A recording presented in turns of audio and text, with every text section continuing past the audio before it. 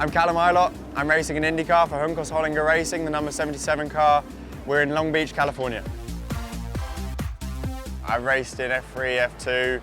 I suppose F2 is like a semi-professional series, but in a way it's professional. Yeah, if I go there, back in F2 2019, I think it was in Bahrain. It's a tough weekend, you know, it's always a baptism of fire. Also, if I come to my first weekend in IndyCar last year, it was in Portland. Yeah, this is a tough series, especially very different from European racing. Didn't find it easy, but you know, it's a different experience. So I enjoyed it, had to tackle the challenge. I had no family involved in motorsport. It was more that I got invited to like a go-karting party back in the UK when I was 7.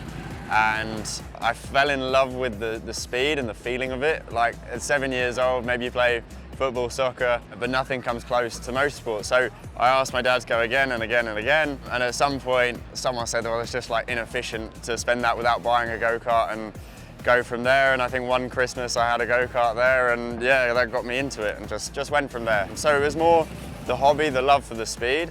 I wasn't really into the competition at that time, and then I think when you get your first good result, that drags you into the competition side as well.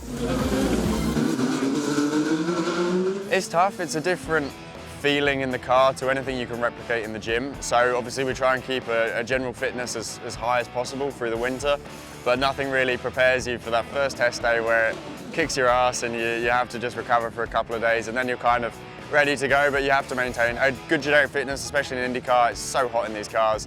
And when we come to a race like this, where it's in the 90s, and a lot of drivers are feeling it after this race. I mean, if it's not lights to flag green, you're doing close to 2 hours of racing. That's why we spend so much time testing and perfecting these cars. For example, the Indy 500, you got a week's worth of testing before that, just to dial it in perfectly for each condition. I mean, the wind can change, or the temperature can change 5 degrees, and that just ruins your car.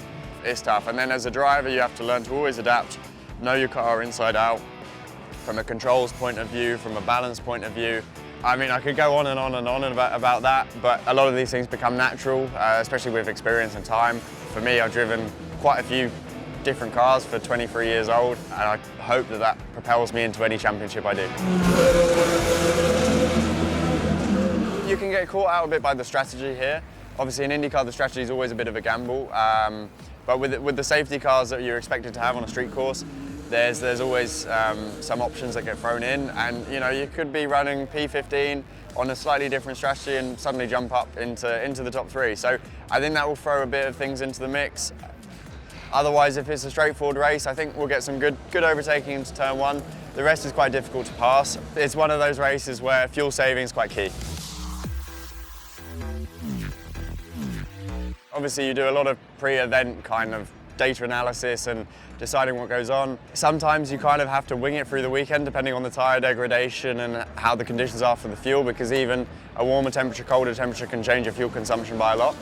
So that does play a role. So for example, it'll be really hot today, tomorrow cool down, well, I would say 20 degrees, and that will change a lot how the tyres behave and how the fuel gets burned. So there's a mix in there which will adapt our calculations.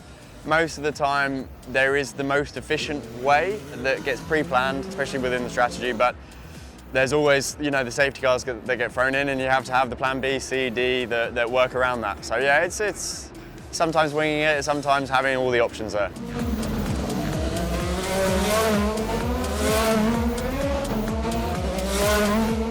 It's a tough world, you know, especially being young. You have to discover sport, discover politics, and discover life at the same time, and there's a lot of challenges within that, which don't make it easy, but obviously those opportunities come when you least expect it. The sports side of things, yeah, just push as much as possible, don't be afraid to make the mistakes and bounce back from it. That's what's, you know, knocked a lot of people down and they haven't recovered from it, so you've just got to keep going.